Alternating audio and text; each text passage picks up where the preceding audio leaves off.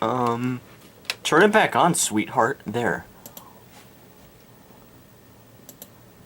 Time to feed the fish. You pinch a small amount of fish food between your fingers and tap on the glass. There's no sign of Gabriella. Confused. Look for Gabriella. You put your hand in the fishbowl and look for Gabriella. She's stuck under a rock. She's stiff and her eyes are puffed out. You think that she might be sick. Call for mother. Gabby floats up to the surface from under a big gray... Wait, what?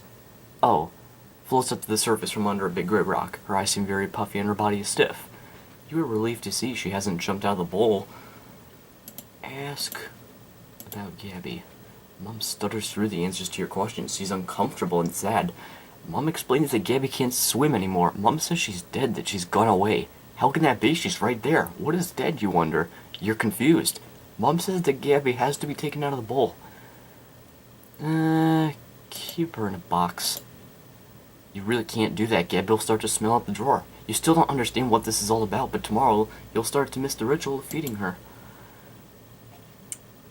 I wasn't going to say flush her down the toilet, because I've had one too many experiences with flushing dead fish down the toilet, and it's just cruel to me. You're in the back seat of the car during a very long ride. I'm active, so I'm gonna play some games. Your mom has taken along some picture books and coloring books for you to play with.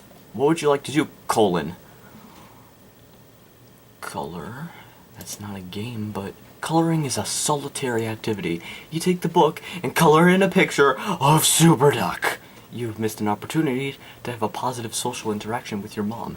Yeah, but if I did that, I was afraid that she'd be all like, "Don't bother me while I'm driving."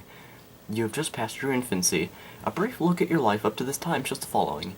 Your family life has been positive and nurturant, and as a result, you've begun to form the critical bonds that are important during this phase of life. Physically, you've been a healthy baby.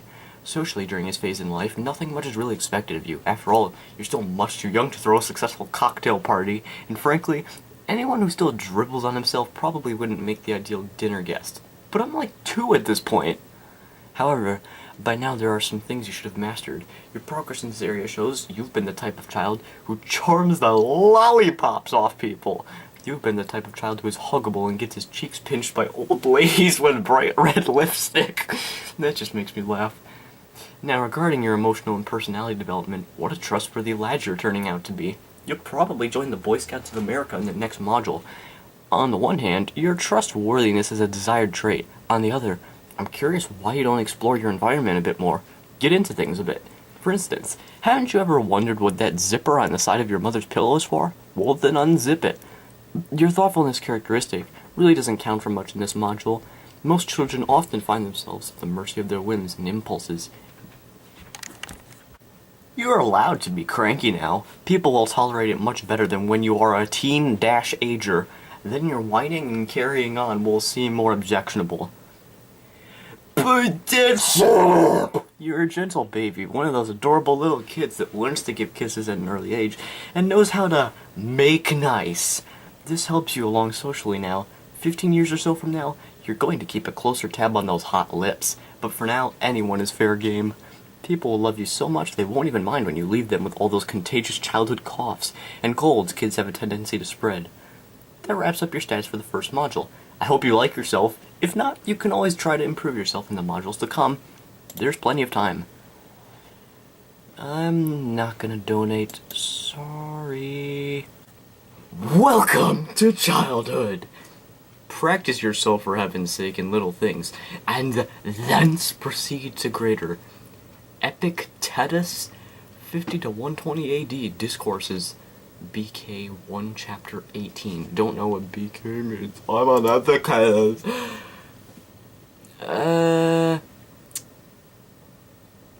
I just want to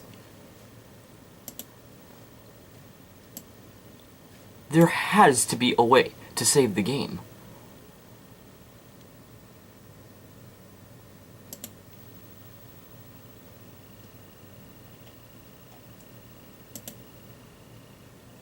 Oh, okay. That was a close one. Ah, thank God. Welcome back in red text. Anyway, I guess that's how you do it? It's called a save button, not home! Not go back to the menu! Anyway, we're doing the childhood stage of Alter Ego, the online version. That was a really stupid way to say it. Now then, Mom has just taken a job that requires her to be away in the morning and early afternoon. She decides to enroll you in a nursery school program. Upon your arrival, you're greeted by another lady with very skinny legs and large round glasses. There are children playing with buckets of sand, building blocks, and other activities. There's a small boy sitting in the corner with tears streaming from his eyes, a runny nose, and cheeks red from crying. Give the lady with the skinny legs a left hook. Walk over and try to make friends, excitedly. Your excitement is a positive sign that you're trying to adapt to this new environment. You realize that your mom will be coming back, so you attempt to make friends. You see a little boy your age playing in the same with trucks. What would you like to say to him? Can I play? The little boy interprets this as a threat to his territory. He holds the truck close to his body. You can ask him to play. The boy shakes his head back and forth. He wants no part of you. He's gonna be one of those controller keepers. He's my Xbox remote thingy. While you're playing Xbox remote thingy, okay. While you're playing quietly in your room, you're startled by loud muffled sounds coming from someplace else. It seems that your parents are having a terrible fight over something. Your father's deep voice seems to be shaking the whole house. Your mother's piercing scream sounds like she's being hurt terribly.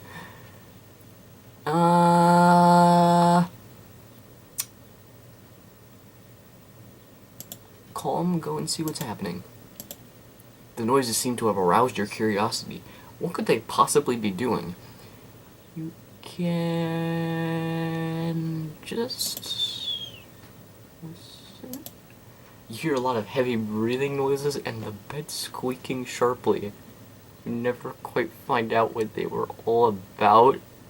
Your mom is in the bathtub taking a nice relaxing bath. You're playing quietly in your room. All of a sudden the doorbell rings. Mom doesn't hear it. Let's see. I'm gonna answer the door all grown up. That was a horrible sequel to Rugrats. You approach the door and say, "Who is it?" in your most grown-up voice. It's a salesman asking where your mommy is. "Excuse me, where is your mommy?" You can say, "She's naked in the bathtub now." No,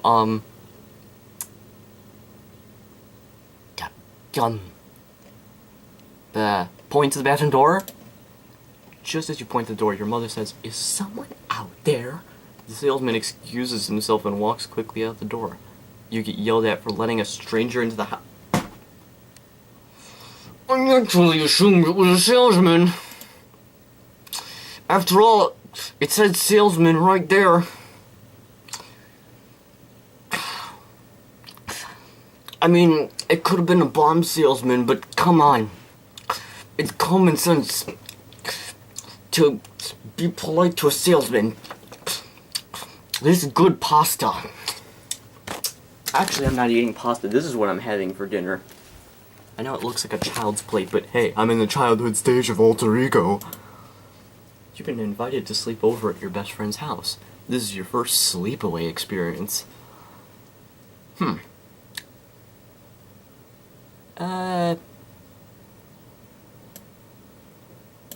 Excitement. Ask your parents if they will still be there when you get back. Even though you're very excited, you still want to make sure that everything will be just as it was when you left. You're sure that it will be. Your little bit of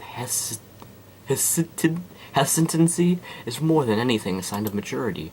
Have fun. And exciting movies on television. Gee, I wonder if it's Super Duck, or have I outgrown that? The whole family's in the living room watching it. You get up to get a drink of water, and return to find all the good seats have been taken. What's the difference between telling Mom or Dad the doorbell is ringing? Not again! Defeated. Sit down quietly in a corner. When you grow up, you'll probably need to take an assertiveness training course. You're still being extremely cruel to a child. You miss most of the movie, laughing only when everyone else laughs. The dog comes over and sits by your leg. You can kick it or pet it. pet it. You can always rely on faithful Gudo. Isn't that a brand of cheese? To make you feel important and worthwhile. Your mother gets up to answer the phone, and Gudo acquires her cheer for you. The two of you can now watch the movie in peace. Except Dad is being annoying. Your dad has promised that he will fix your bicycle. Oh, never mind! He's taking a nap, so he's not doing anything except breathing. Now seems like a good time to remind him.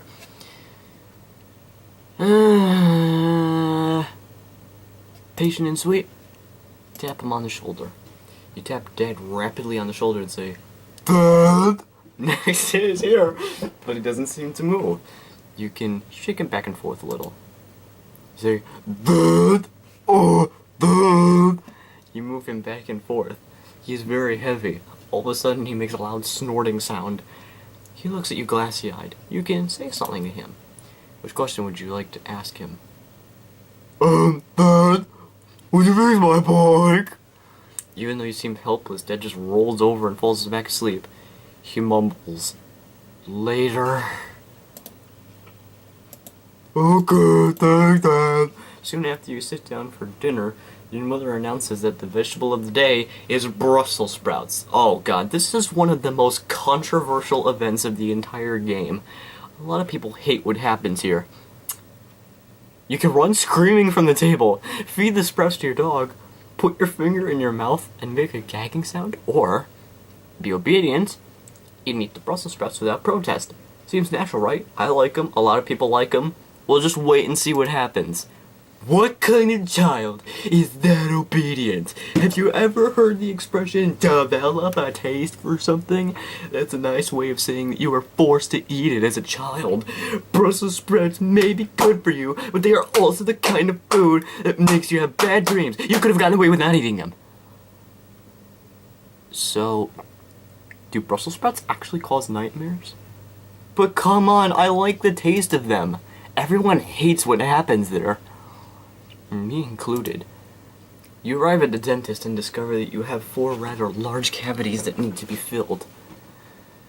I'm brave, and I will block out the sensations with your mind. My mind. Your status sheet suggests that emotionally you are not capable of performing such a feat. The pain sneaks into your consciousness but is not unbearable. This experience will toughen you for next time. There's a next time? One of your playmates is the daughter of your mother's friend. Her name is Cindy. One day, while you and Cindy are alone, you become very curious about one another. Cindy suggests that you play a make-believe game of doctor. I'm gonna be bold and say, you can be the doctor first. That's my clock.